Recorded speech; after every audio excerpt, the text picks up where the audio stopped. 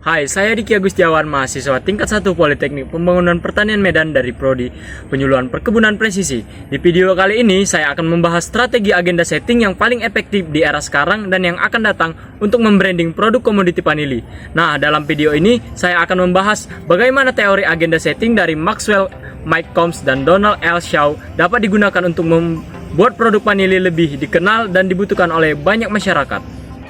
Apa itu teori agenda setting? Teori agenda setting pertama kali diperkenalkan oleh Maxwell M. Mike Combs dan Donald L. Shaw pada tahun 1972. Studi mereka menemukan bahwa media massa memiliki kemampuan untuk menentukan isu-isu yang dianggap penting oleh publik. Hal ini disebabkan oleh seleksi berita yang dilakukan media, yang dapat mempengaruhi cara berpikir dan prioritas masyarakat.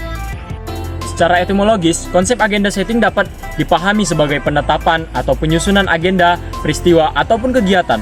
Menurut Mike Combs dan Shaw, media massa memiliki kemampuan untuk menggeser agenda berita mereka ke dalam agenda publik.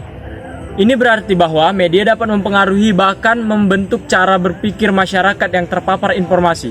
Meskipun teori agenda setting ini sangat berpengaruh, ada beberapa kritik yang muncul. Beberapa peneliti berpendapat bahwa teori ini mempertimbangkan faktor eksternal seperti pemerintah, orang yang berpengaruh, dan iklan yang dapat mempengaruhi agenda media.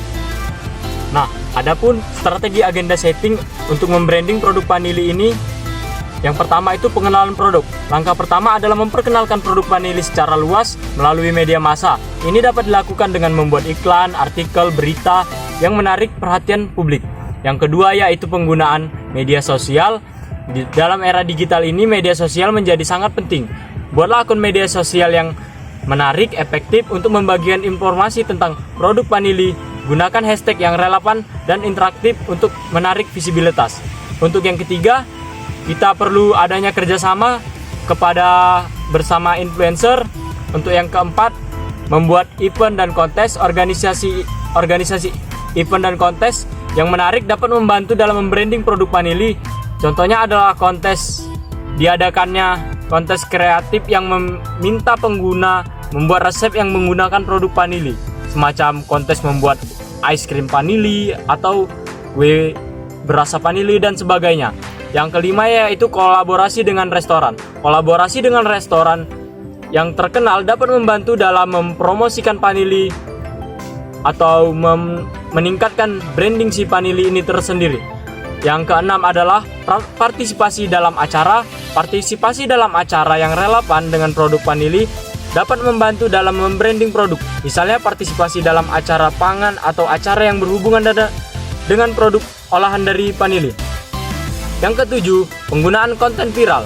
Buatlah konten yang dapat viral dan menarik perhatian publik. Konten ini dapat berupa video, gambar, ataupun cerita yang menarik dan dapat dibagikan oleh pengguna. Nah, dengan menggunakan strategi agenda setting yang efektif, produk komoditi vanili ini diharapkan dapat lebih dikenal dan dibutuhkan oleh masyarakat. Dengan memahami bagaimana media massa dapat mempengaruhi cara berpikir publik, perusahaan ataupun petani dapat merancang kampanye yang lebih efektif untuk membranding produk vanili mereka. Sekian strategi agenda setting untuk membranding produk komoditi vanili dari saya, Diki Agustiawan. Semoga video ini dapat menjadi pembelajaran bagi pengusaha ataupun petani di bidang komoditi vanili. Saya akhiri dengan wabillahi taufiq wal hidayah. Wassalamualaikum warahmatullahi wabarakatuh.